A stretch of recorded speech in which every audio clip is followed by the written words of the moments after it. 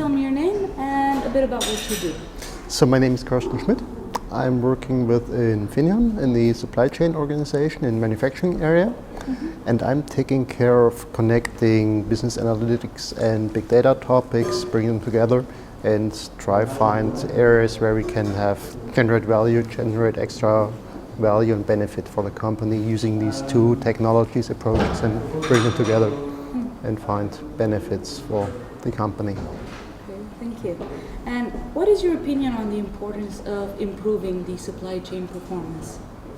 Well, improving supply chain performance is critical. It's essential for the company. First, to manage inventory levels, being able to deliver goods at the right time to the right customer. And in particular in our business, we have very long lead times from order to produce to actually being able to sell. So we're talking about like 3, 4, 6 months. After we have an order to being able to deliver based on our manufacturing processes.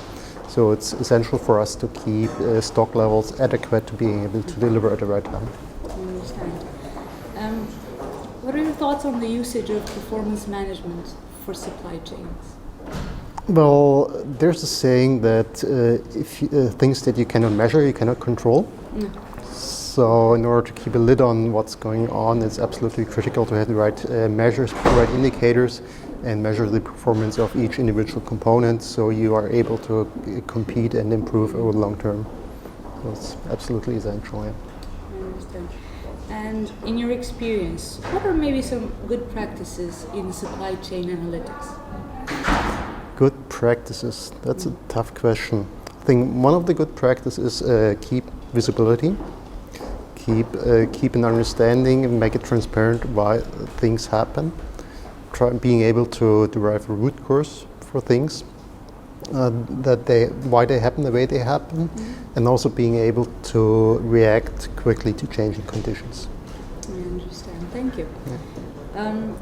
What are some key trends that maybe you can mention for the year 2015 in supply chain analytics? There's two key trends that I can see.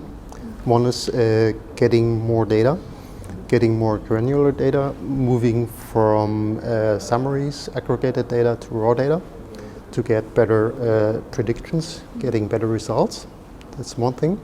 And the other thing is that I can see the trend that moving towards more mathematically, statistically based models on predicting and trying to predict the future. That's one, get more, better data. And there's a saying that more and more granular data outbeats slightly better algorithms anytime. So that's the two trends. And maybe a third one is getting more real time, getting closer to the action and getting faster results. I understand. And what are the main difficulties you've encountered in supply chain analytics? Well, one of the challenges is getting acceptance. It also has to do with visibility.